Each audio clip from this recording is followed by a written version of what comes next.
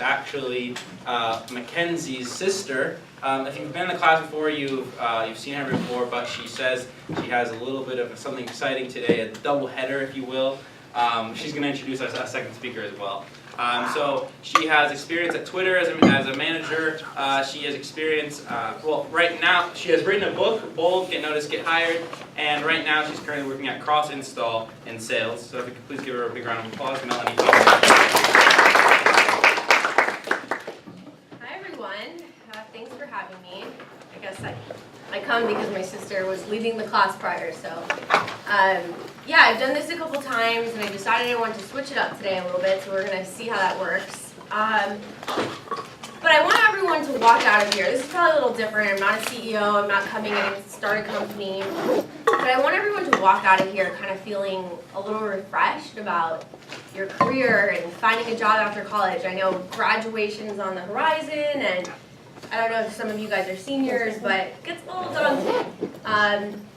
And hopefully after this hour, you can feel a little bit inspired and excited about getting out there and applying for jobs, whether it's an internship or, you know, your first job out of college. So, as Augustine said, my name's Melanie. I was at Undertone in New York, went to Twitter in San Francisco, and currently I work at Cross Install, and we actually have a proud intern in the back here, who I did not know was going to be here, so I have to watch what I say about Cross Install. I'm just kidding. All right, so I'm going to start just by giving you guys a little background on myself, and then I'll move more into like the book that I wrote and how it should apply to you guys. So I went to school in Pittsburgh. I graduated in December 2011. Every single year it just gets more depressing. Graduated in December, and if you know how Pittsburgh is in December, I was freezing, and I'm from Hawaii, so I immediately got on a plane and just went home. And I thought I wasn't sure what I wanted to do at the time. I was a finance marketing major. I had 3 solid internships. I played Division I volleyball. I had started a company during college, and I had no clue what I wanted to do. So I moved home to Hawaii, and I was like, all right, here we go. And this is what my life looked like. So this was from a while ago. This used to be cool, and now it's like no one even knows what this is anymore. So this was like when it was trending. I should probably update my slide deck. But this is what I pictured for myself. I'm sitting on top of the world. I'm like gonna be some awesome like professional. My parents were like, people are gonna be begging for me, you know. And my friends and I were like, we're gonna be strutting around New York City. And there I was, 1 p.m. in my office, as my mom called it, and she was like, all right, whenever you're ready to get out of your office, in my living room, applying for jobs. And I hit this like bottom where I was like applying for 1,000 jobs a day at every job website possible, and I wasn't getting any responses, and I just kept going in my mind, like, am I not good enough? Like, maybe I should start looking for an unpaid internship. And I felt like kind of depressed about the whole thing. Like, all right, what am I going to do? How am I going to get out of my parents' house? And it was funny because at the time we were like fixing a TV that like never ended. I don't know if you've ever bought a TV from Best Buy, but you constantly have someone in there like fixing your TV. And this guy, like, every time you come by, I'd be like applying for jobs, and my mom was just like, this guy thinks you're so crazy. Anyway, so I'm applying. I'm not getting anywhere. And I hit, and I think when I kind of go into the story of like why I started my book, that's what I needed at the time. I needed some kind of inspiration of like, how do I get out of this? How do I know that I'm good enough for a job? And I came across this webinar, and it inspired me to like change everything up. And it's like, I'm not just going to submit my resume into a black hole, but instead, I'm going to like work on connecting with humans and like getting in touch with people and like getting on the phone with them. And so it started. There I was, just like LinkedIn messaging.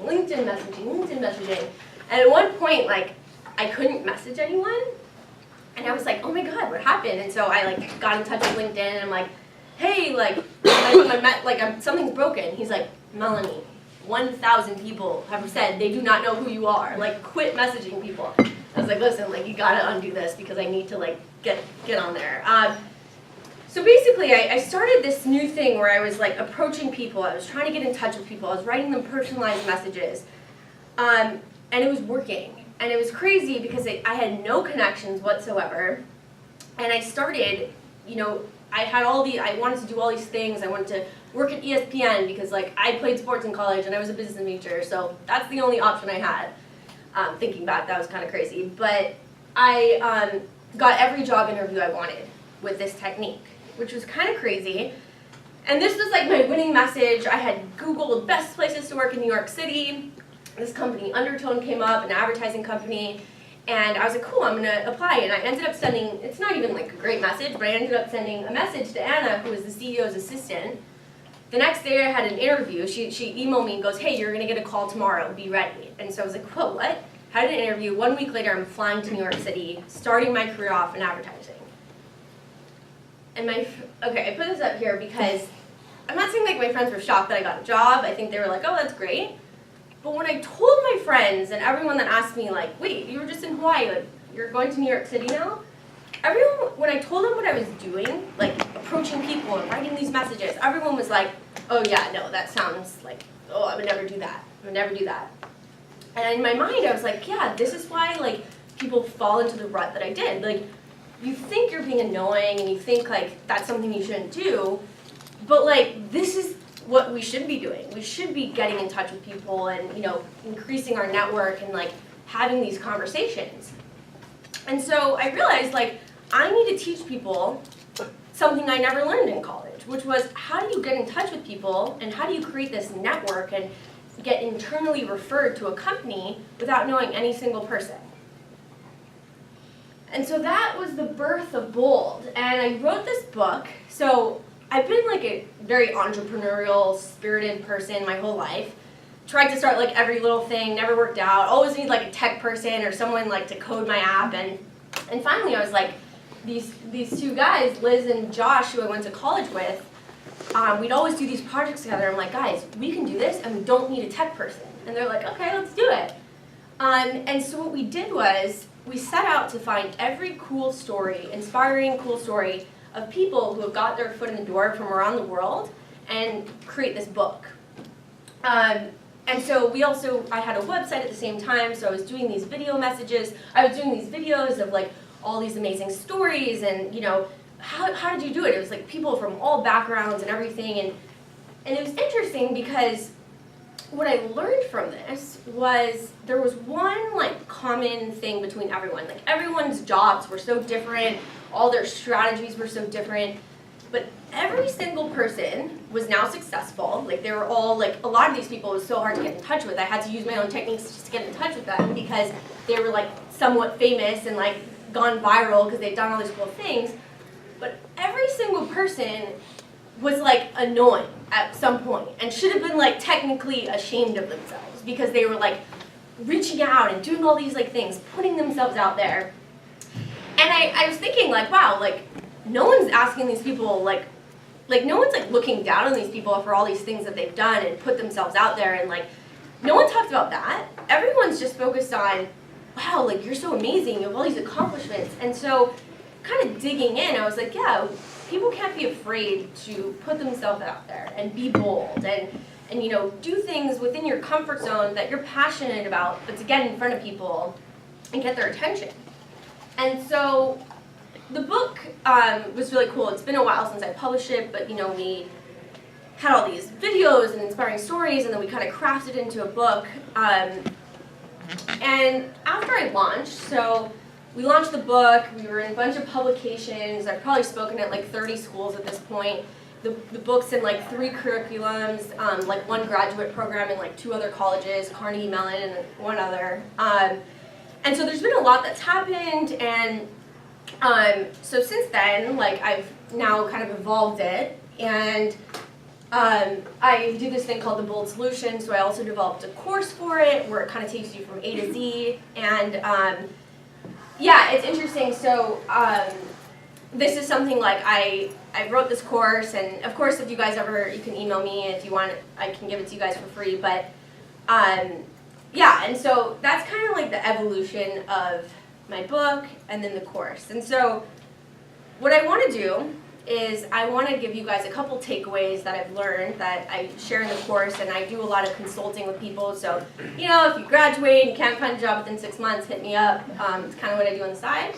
But I want to share just a couple things, and I'm talking quickly because I also have this other exciting thing I want to talk to you guys about. And I want to get through with enough time to share the second half of my presentation. So 4 things I just want to go over really quick. And this is what I tell everyone that comes to me and says, I need to find a job. No matter who you are, I say, all right, let's take a step back and let's get this going. So there's 4 important things to do if you're looking for a job. And this is very like high level. This could be anything, you know, and sometimes this could even be like sales. Like this is important for anything. So first of all, it's brand new. Brand yourself. If you Google yourself and some like murderer shows up, like let's talk about that. Because you need, first thing anyone's gonna do, if your name comes across their desk as like a potential hire, they're gonna go on LinkedIn, they're gonna Google you, like make sure your presence is clear. And there's ways to do that. I dig more into it in like the course that I created, but there's a lot of things within LinkedIn that you can do to like make sure you're coming up as like a top, you know, like SEOing your own profile.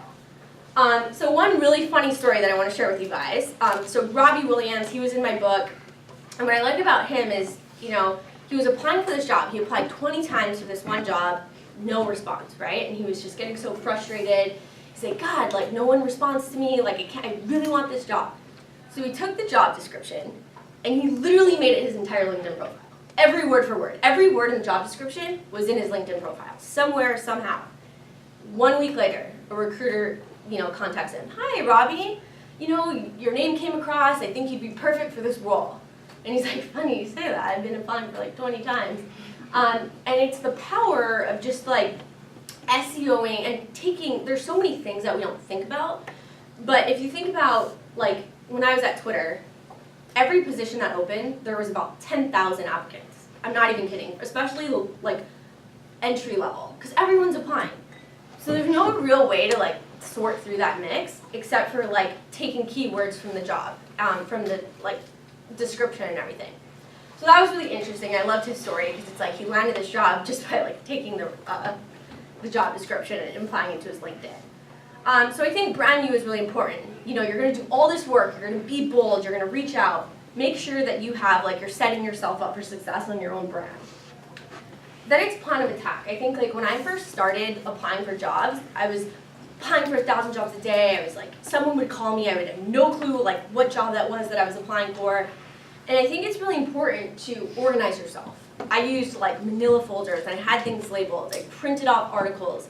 Like, always look at the last blog post of whatever company you're applying for, print it out and like stare at that, because that's like their latest product release, the most info, and like if you ever have the time to get on the phone with someone, like if you know that, you're gonna impress them. And yeah, it's just about like finding a balance, finding the right channels, like where are the people that you're looking for to get in front of like that the job you want to work for? Are they on LinkedIn? Are they at this like pub across the street? Like where do they sit and how do you get in front of them? It's really important. So I think creativity, everyone has like, you know, you can be creative in your own way. Like one of the people I interviewed like made this Lego structure. Other people like coded websites. Everyone's passionate about something. Think about what you love and try to apply that to getting in front of people. And I just think it's important to add a little creative twist. And then lastly, it's just approaching people. So, you know, screw applying in the black hole of wherever job website thing. Like, you will never get selected that way because there's just too many resumes. And it's interesting because, I don't know if you know this or not, but every big company, you know, every small, medium, and large company has internal referrals. So like, if I get someone hired at Crossitsall, which is a small 50-person company, I get $3,000. And like, it goes up depending on the company that, you know, how big they are. So there's a, like, I am very likely to refer someone if I think, you know, they have a good intention and they're going to be a good worker. And you want to be careful how you approach that, right? Like, I don't want someone just emailing me, asking me to refer them for my company. But email someone, email me and like, ask me about myself. To, like, compliment me. Everyone loves compliments, you know? Talk to them about them, ask them to get on the phone with them for 5 minutes about themselves, and most people are gonna respond to that. And that's actually like a really like key thing that no one thinks about, but like, you know, when you're working, you get thousands of emails and you don't have time to respond. And like, if someone like is talking about you and is like, hey, can you get on the phone and talk about yourself for 5 minutes? I'm like, okay, drop everything. I'll talk about myself for like 20 minutes. But I'm gonna ask you something about yourself at the end. And if you set it up correctly to not make me do any work, but I can refer you and get something out of it, like there's a good chance I'll do that. And so it's this weird thing that if you navigate correctly, that can be really awesome. All right, so I want to tell you guys just a really funny story, and then I'm gonna switch it up and introduce this wonderful woman up here. Before I do that, does anyone recognize this guy? Oh, come on, guys. Who plays sports in here? Okay, so this is Neal Everett. He's a sportscaster for ESPN. He works out of LA. And like I said before, I wanted to work at ESPN. So I told you guys before, like I got this webinar, right? And that's what inspired me to like change things up. Well, in this webinar, they challenged me and said, I challenge you to reach out to one person you never think will respond to you, and you know, just see what happens. And so at the time, this was like I was no job, just trying to find something. And I'm like, okay, well, I've applied for ESPN like 50 times. I got one guy on the phone from the marketing team, and he said, yeah, Melanie, by the way, like you'll never get in unless you get internally referred, but I'm not going to refer you. And so he like hung up with me. I'm like, okay, great, good to know. Good to know that the last month I've applied 1,000 times for this job. So anyways, I was like, oh, well, if I get referred by one person at the company, who am I most likely going to get an interview? Probably like a sportscaster. If a sportscaster's like, hey, I want this girl to get an interview, like they're probably like, fine, we'll give her an interview, you know? So I had no idea who he was. Like I knew of him because he also had like some history in Hawaii. And I was like, okay, cool, I'm gonna reach out to Neal Everett. So this guy has like no presence online. He's like completely private. And because I was like doing that whole LinkedIn thing, I'd come across a bunch of emails.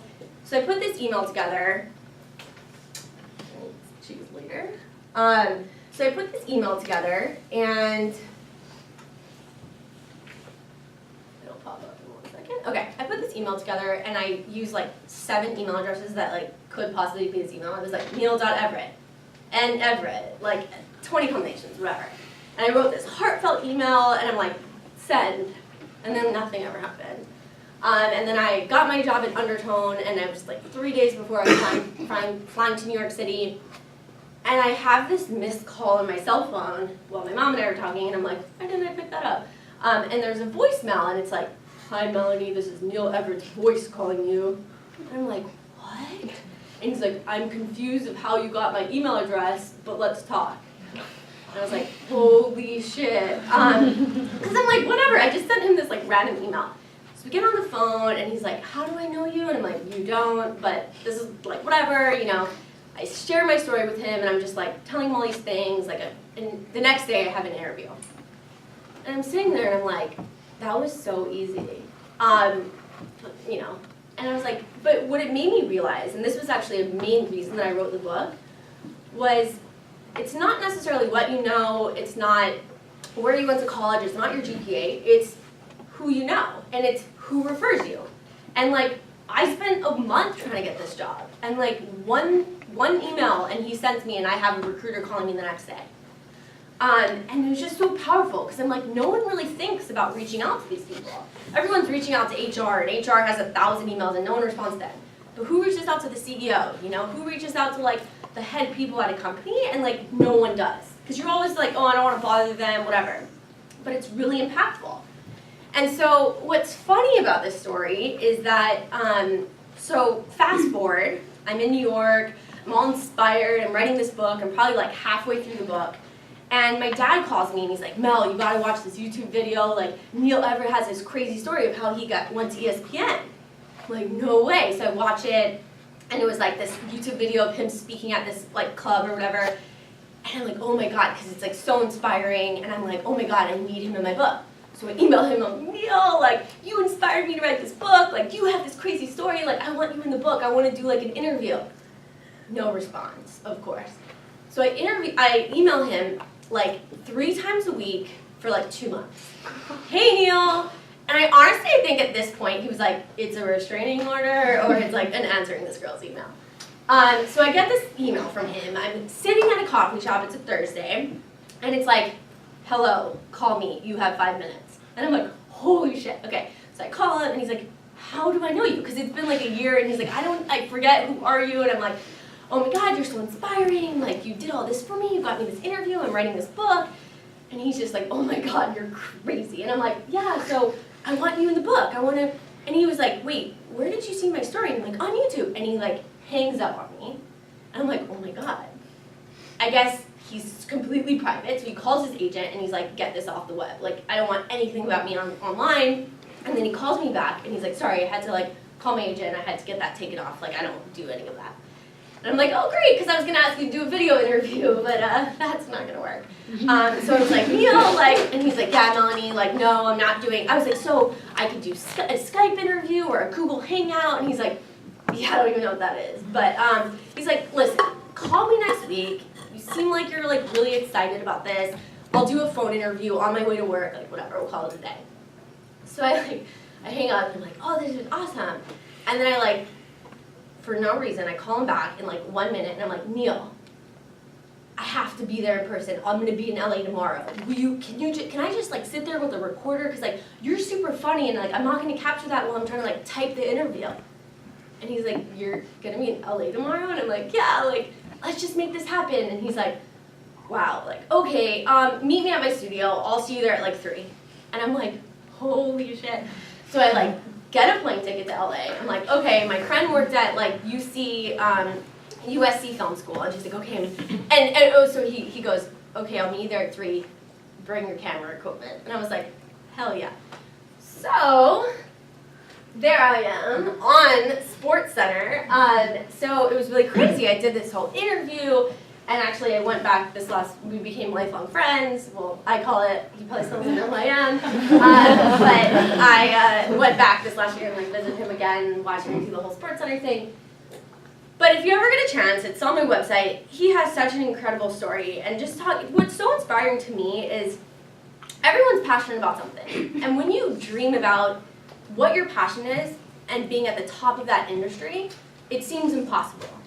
Like, if I like sports and I want to be in the NBA, like, it just seems like I'm never going to get there, which is 100% true. But the way that he's like maneuvered through his career makes me feel like I can do it. Like, he makes it seem doable. And this is something that I've always like stuck with that he said. And he said, luck is passion, skill, and a lot of hard work. And he said, you've got to figure out what you're passionate about. Like, figure that out. What are you passionate about? Go in that direction, because you're probably going to be better at what you're passionate about. And it doesn't mean like, you know, I like basketball, I'm like going to move into basketball. It's like really thinking about what you're passionate about. Like, I'm a people person, so I'm like moving in that direction. So finding your passion. Now, what do you have skill in? You could be super passionate about basketball and work your ass off, but if you don't have skill, you're not going to go to the NBA, or you're not going to play Division I. So you kind of got to like have this like self-evaluation of like, what is my skill level here? And it doesn't have to be a ton, it just has to be a little, and a lot of hard work. And really, that is how luck is created. And you get these opportunities that you're like, wow, that seems like it fell on my plate, but like, this is how you got it. And so, one quick thing before I kind of move on to the next part is like this piece of rejection, which I've throughout my career, and it happens throughout your whole life, right? And it's like, the second you start applying for any kind of job, like you encounter all this rejection. The second you start going on Tinder, you go get all this rejection, right? But I find that if you want to be successful, starting to embrace the rejection is like the first key piece. So if you can say to yourself, okay, bring it on, like say no to me, it almost eliminates like the scariest part of anything. And there's a lot of points in your life, like if I look back at my career, like I feel like I'm doing pretty well for myself now, and like there's always going to be points that I'm continually to climb on and I'm going to be rejected, and it's a constant reevaluation of just being okay with that. And slowly you just start swimming up. And Neal said this quote, and I loved it, because it's like, you can ask 100 girls out on a date, and if you get 99 no's, that means you have a date.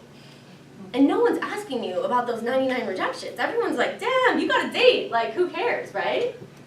And so it's just this powerful piece, and there's so many cool things that I've learned from him, and just, you know, about how to like maneuver through your career.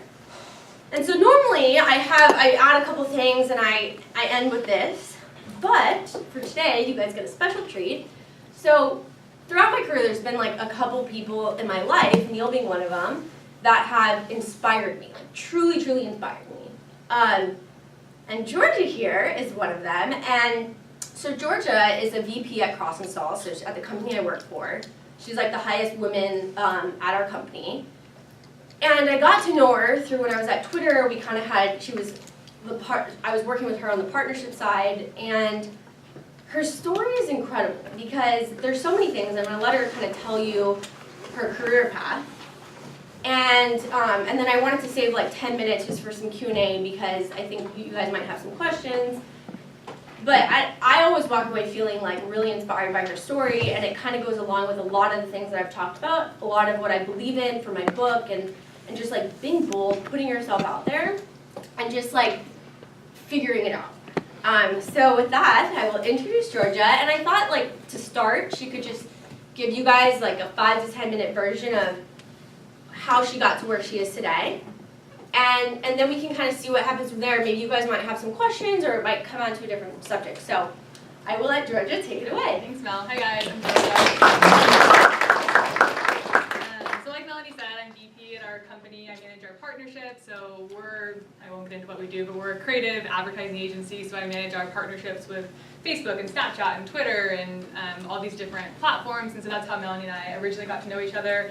And I remember us kind of chatting, just non-work, about our career paths. And we both ended up in similar industries, but from very different backgrounds, but similar avenues to get to where we are. So stepping back, the job that I have today, I'm extremely happy, but literally it's the exact opposite of what I thought I'd be doing when I graduated from college. So I'm 32, graduated 10-ish years ago. I graduated, I went to Seattle University in Seattle, obviously. And when I graduated, I was a psych and bio major. I really thought, Seattle is a Jesuit school, they instill this give back to the world, do good things with your life mentality, which I still have, but I was very much so thought you graduate, either you're a good person and you're a teacher, or you work for a nonprofit, or you give back in some way, or you go to like the business world, or the tech world, or whatever it is. So I graduated, I worked in a nonprofit for a year and a half, I worked in Vietnam for a year, and then I was a first grade teacher for a year. And it was right about this time that I realized that I had a lot of student loan debt. I was a teacher, not making very much money, logged into SallyMay.com, used their little handy calculator that tells you how many years that you're going to have paying what you're paying before you're paid off, and it was 92 years because I had $104,000 in student loans. And I didn't have, I was actually like paying my parents' mortgage at this time. I didn't have a plan B. I didn't have anyone to help support me. But I just realized in that moment that I felt very paralyzed. Like, I'm a teacher making no money. I owe the government a lot of money for my education. I need to make money. So I remember making this really conscious decision when I was 25, 26. The way I phrased it then was, I'm going to sell out, and I'm going to move to New York, or I'm going to move to San Francisco. I'm going to make a bunch of money, I'm going to pay off these loans, and then I'm going to come back to Seattle and be a teacher again. I did the first part. I obviously never went back to teaching or back to Seattle either, and I'm very happy with that decision. My student loans turned out to be a massive blessing in disguise. So what I did was I literally just sold all my stuff in Seattle, flew to San Francisco, got an apartment with 10 roommates, nice and cheap, and I did exactly what Melanie was talking about. I got a LinkedIn premium account, made a LinkedIn profile, and just started messaging people on LinkedIn, and I had this kind of template where it was, the first sentence was going to flatter them in some way, like, I'm so impressed with your career path, you've done things really similar to what I want to do with my life, can I buy you coffee and learn more about what you've done and how you've gotten to where you've gotten? And people love that. Like, literally, I know Melanie talked about rejection was the last point, but I got very little rejection. I sat down with like the co-founder of Airbnb, execs from LinkedIn, execs from Google, just all sorts. I spent all my time just getting coffee with people and connecting with people and asking them to intro me to someone else. And keep in mind, at this point, I'm 25, 26, and my only experience is teaching and working at nonprofits. And I'm talking to all these tech business savvy people who have like started their own companies and all these different things. So through this networking, I got introed to a CEO at a company called Tapjoy. It's another advertising startup. I had coffee with him, and he basically was like, listen, we can't hire you with zero business experience, but we can hire you as our receptionist. And that was kind of like a punch to the gut, obviously, because I was like, oh, like I have my degree and I've worked really hard and I do have some experience as a teacher. But I decided to take the risk, and I started at this company called Tapjoy, which at the time was only 40 people. Now it's like almost 500 people and pretty successful. But I was their receptionist, and my strategy when I started was I never wanted anyone to see me as the receptionist. I wanted to be seen as already having the job that I wanted there, and that was like on their business team. So like Melanie always laughs because basically I ended up not doing what they hired me for, but I would, I came to work like dressed in like slacks and like a nice blouse every day, even though there was zero dress code. I would put the phone at the front desk on Do Not Disturb because I didn't want anyone to ever see me actually answering the phone and being the receptionist. It's just bad, and Melanie likes it. I would kind of like walk around the office and just try not to ever be seen at the front desk. I wanted people to see me walking around the business teams, and what I would do then is at night from like 6 to 10 p.m. I would stay at Tapjoy and I would do all of the stuff like stocking the kitchen and making sure that all the conference rooms had their waters filled and things like that, because I just did not want anyone to see me doing front desk work. I wanted to do it because it's what I was paid for, but I knew that my end goal was to be on the business team. So actually after only 6 weeks of working at the front desk, our CEO came up to me and he was just like super impressed with like how great you are with everyone at the company. I want to move you to our business team. He gave me, everyone else on this team had at least 5 years of BD experience. He moved me over. A lot of people were pissed that I got that opportunity when they had, when they had all this different experience or had taken unpaid internships and things like that. But I remember it was like I was back in college. I was making flashcards and note cards with all these different tech terms that I needed to learn. I would just like run on the treadmill and like learn all these things, trying to catch up with people. And eventually, and I did eventually, obviously. And I think, one of the things that Melanie touched on that I think was just absolutely critical and key to my success at Tapjoy, my success in my current company, the flexibility, the creative opportunity that I have in my role, the financial stability, all the things that I never thought I'd have that I do have are from networking and asking people for help. And I still to this day do exactly what Melanie talked about. And I send random people, like not even random, again, like people, the co-founder of Airbnb, like why not? You assume that this person gets a ton of LinkedIn messages every day. They don't. People like to help. People have been where you are right now. I get messages from people asking just to connect and learn more about our company all the time, and I'm more than happy to do it, especially if they, like I said, start with a line about admiring what you've done. People like to talk about themselves, and that really was pivotal to it. So networking like it's your job, just constantly doing that, asking for help, asking for mentorship. At my company right now, my actual boss, he's great, but he's not someone who doesn't have a career path that I want to go in. And so I've sought out other people at our company who I do admire, and have literally put time on their calendar, sat down with them and said, I really respect you. I think you're amazing at what you do. Can you be a mentor for me? And they love it. Like it's great. Like people want to help you. They want to help push you in the right direction. And then another thing that Melanie had said about finding your passion, looking back, one thing that I kind of regret, and maybe not regret's not the right word, but that I did my last year of college was I was so hyper-focused on finding a job that lined up with my passion in life. The job I have right now does not, I'm not passionate about mobile advertising. I'm not passionate about tech. And when I graduated, I really thought that I had to do something that was, my heart, and that was, something I was really passionate about, and that did not work out well for me. And so by making different decisions and ending up in the role that I am in today, I have, like I said, the flexibility and the freedom with my role to like make my own hours. I have the stability financially and all these different things to use the time outside of work to do what I'm passionate about. So, you know, when Melanie says, find your passion and make it your work, it's not necessarily like, you know, I love animals, I must be a veterinarian.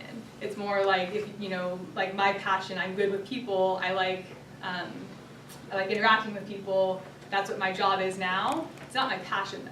And you know, because I found what I'm good at and I'm able to excel at it in my career, my extra time is spent on, you know, animals and food and hiking, whatever. What kids, you know, I volunteer in the things that are kind of more of my heart.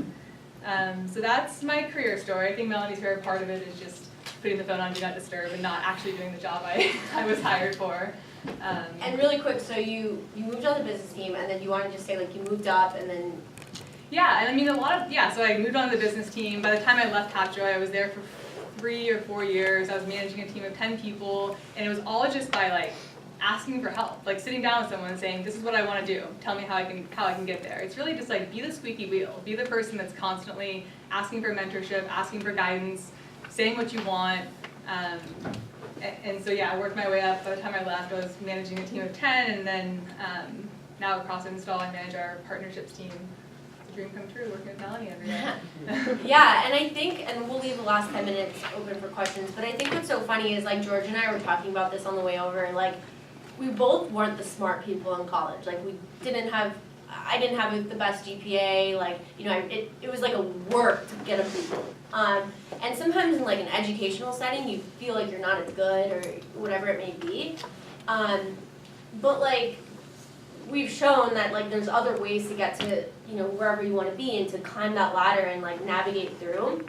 And like, sometimes I feel like, gosh, this is so cheating the system. Like, you don't even need, I've never showed my resume once in a job application. And that's crazy because of how much money I put into college and all that stuff. But I think, you know, if you go about it in the right way and you get in touch with people, and George is someone who, it is really actually hard to get a meeting with her. Like, no one in work can get a meeting with her.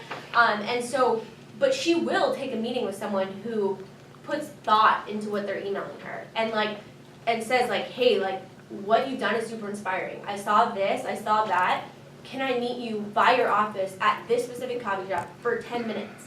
She's not gonna say no to that. And so I think it's like, you know, we talk about getting in touch with people, but it's also being thoughtful in how you craft that. Never ask anyone to do work. Like, if anyone emails me and I have to even like lift a pencil, it's like, no thank you, or like pen, because no one uses pencil. No one's gonna do it. You know, because it's like we're so busy and there's so much going on. Also, just one other thing, don't be afraid to follow up. Like, if you email me on a Friday, by the time Monday comes, I probably have like 350 emails in my inbox. Like, I never even saw your email. And it's okay. Like, we don't mind if you follow up and you follow up and you follow up. Like, maybe at some point take a hint, but like, be thoughtful. Say, hey, I just saw this in the news. That's super cool. Like, thought of your company. Like, would love to grab coffee. Like, keep doing it.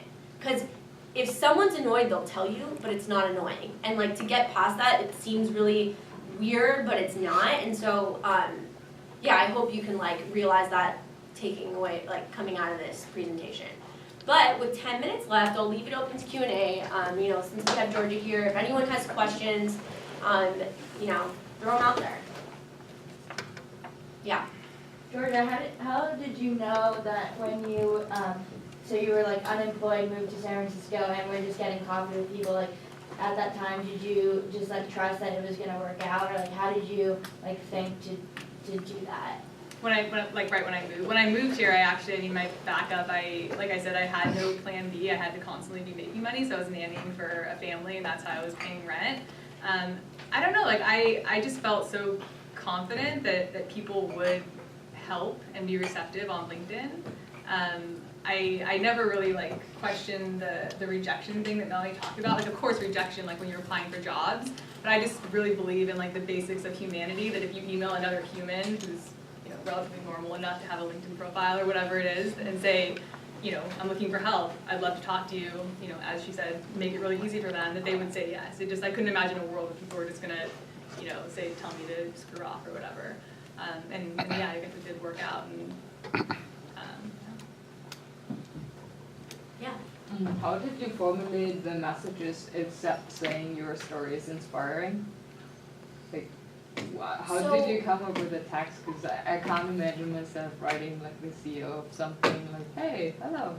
Yeah, so I think what's interesting is, for one, okay, and I forgot to mention this, your alumni network is huge, right? So if anyone has like, the first thing I always do, if there's a company I want to work for, I go on my alumni network, like you guys should all be assigned, like, join the Cal Alumni Network. I always search if someone at that company went to Cal. For me, University of Pittsburgh. Because there's such a strong bond between your alumni. You say go Bears and they're like, oh hey, what's up, you know? And so I think like so for one, it's like, is there any commonality between you and that person? Did you guys play the same sport? Did you do anything? Like that's always like a key thing to bring up. Were they in a frat? Were they not? Whatever. If that's not the case and there's nothing common, which definitely happens, I'll even like take a look at the last blog post of their company they're working at, or I'll mention something of like their prior experience, like, oh, you know, I saw like you worked at this company like early on, like what was that like? Maybe ask them a specific question about their experience, or mention that you saw something in the latest product that they released. Like, say something to show that you've done some research, and then ask them for 5 minutes of their time to hear about them. And I think that's kind of like the winning combination where like you might get a 20% response rate, or you might get like 10%, but like, and it was funny because at the company I started at, Undertone, I had emailed every single person from that company, and then my first day, everyone, I could see people being like, that girl, like, that's so familiar. And I was like, hi everyone, like, thank you. But yeah, so it's like, you have to hit a bunch of people, but I think like, personalizing and trying to get as much as you can, and then just 5 minutes about that. Yeah, we should have been more specific, because it's definitely not, if I got an email that was just like, hey, your story's really inspiring, can we get together and have coffee? I'd be like, they're just copying and pasting this to 100 people, I'm not gonna respond to them. It's more, just taking the time to look at their LinkedIn, like Melanie said, where do they go to school, what's their previous job? I think when I emailed, it was Joe Gebbia, who's one of the co-founders of Airbnb, I just sent him a LinkedIn, and I think I said, I know you're one of the most busy people in San Francisco, and I think I said it, you're probably never going to respond to this, but I just want to say that Airbnb, I use it all the time, it's such an amazing company. I watched a documentary that you were interviewed in, and I'd love to have 5 minutes of your time, and 2.5 weeks later, and I gave him my personal email address. He wrote me back just saying, thanks for the message. If you are willing to come to our lobby of Airbnb and have coffee there, I'll talk to you for 10 minutes. And then we ended up talking for an hour and a half. Like, you have to be a little bit specific. You don't want it to be something that they think you copied and pasted, because I ignore those. I didn't even know that story, so that's really amazing. Yeah. Once you do, this for both of you, like, once you do get on the phone call or in person, you're having coffee, how do you, I seem to understand you try to talk about them, you try to ask them questions. How do you then transition smoothly into asking for a favor? Yeah. So I show up like it's a business meeting, like have my notebook, like you said, ask them a bunch of questions. People love talking about themselves, like everything from start from the beginning. You graduated college, then what happened, how did you make all these decisions, and then at the end I would usually just say something, again, this is so inspiring, thanks for taking the time, you have made all these amazing decisions, what would you suggest someone in my situation do next? Is there someone that you know that I could talk to, whether it's a friend, a colleague, like what advice would you give me? I love it. And a lot of the time, like, you'd be surprised, but they ask. They're like, oh, so tell me, like, what are you doing? And then the other thing I'd say about that is, like, it doesn't matter where they are at in the company. They might be in the finance department and you want to be on the sales team. You can find a way to get them to forward an email to this person that you've researched. Like, as long as you do the work, and if you're like, yeah, so actually, like, there's this guy at the company, everyone knows the email addresses at everyone's company. So-and-so, Sam, I want to, I've been meaning to get in touch with them, I can't, like, if I crafted an email, would you forward it along to an email address, like, would you do that for me? Like, if you make it so easy, where all they have to do is click send, it's a lot easier for them. And also, like, a lot of people want to refer you. If they're like, wow, this person's, like, really hardworking and, like, they'll probably kill it at this job, they'll most likely be like, yeah, let me know if there's an open spot, I'll put your name in it. Honestly, I'm going to touch on that referral thing that Melanie said. I think last year, most companies have anywhere from $3,000 to $10,000 referral bonus, even if you don't work at the company. So, like we work with a lot of mobile gaming studios and whatnot, and I'll have people message me saying, hey, I noticed that you're connected on LinkedIn to so-and-so from Zynga or whatever it is. Can you refer me to them? And then I'll just jump on a quick call with them, talk to them for 10 minutes just to make sure they're normal and someone that I would pass the resume along. I've literally I did that at Zynga, and I got $6,000 for just referring someone that I talked to on the phone for 10 minutes who had just graduated. They were applying for I think it was an engineering role or something. But that's another kind of it's a slightly more selfish version of what we're talking about. But I've made a lot of money just referring people that have asked for help.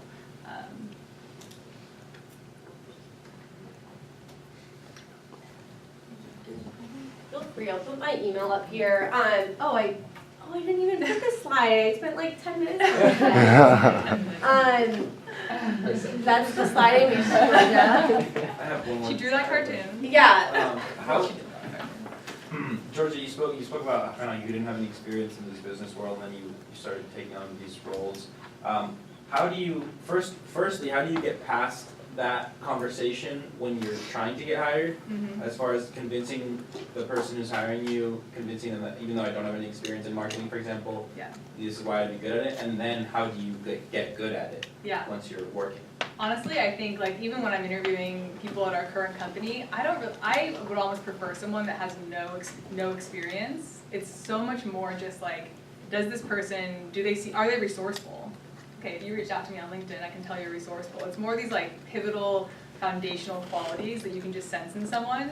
Are they confident when they speak, or are they kind of like me? Do they seem like a go-getter? It's really just those kinds of things. I don't care if you have experience, and that's kind of what happened with me when I had that coffee with the CEO. I just told him, what do I have to do to work at your company? And his answer was, you have to work at the front desk to start with. And he quoted me 9 months, and it ended up being 6 weeks. And then once you have the role, I think a lot of it is kind of, I flash back to college. It's learning. It's making those note cards. That's what I did when I was brand new to the industry. And just continuing to be engaged and continuing to network and talk to people and find people at the company. Right now, I can name at Cross Install, in my mind, I know the 3 people there that I think are the smartest, that are super resourceful, and that I could learn a lot from. And I force them to talk to me at least on an every other week basis. I take them to lunch, I get coffee with them, because I know that they'll be a resource for me in the future to help me with other jobs or things I want to do in life, and B, just by connecting with them and talking to them, they'll be a good influence on me. So just forcing yourself on people and taking their time. What do you think, Mel? Exactly. and unfortunately, what you learn in college probably won't apply to your job, unless you're going to be a doctor or something very specific. And so you will learn everything on the job, and it's going to feel really overwhelming, and you're going to feel like you're underwater, and that's when you know you're actually learning something and getting better. So don't be afraid of those feelings, and it's going to come up. You can't learn in college what your experience is going to be. I was back to college, and it's the conversations that you have with the professor where you need to tell them why you're going to be late with a paper or something. That's so much more applicable to the real world than whatever you're learning in class. I just think back to how stressed I double majored in psych and bio, and I was so stressed about learning everything, and definitely learn, go to school, it's good to do all that, but it's more just the conversations you have with your professor and all that's just so much more the real world kind of stuff. Yeah, and lastly, if you guys want a copy of my book and my course that I wrote, feel free to shoot me an email or message on LinkedIn. I'm happy to send you guys over a PDF and to check it out. But yeah, I just give Georgia a round of applause.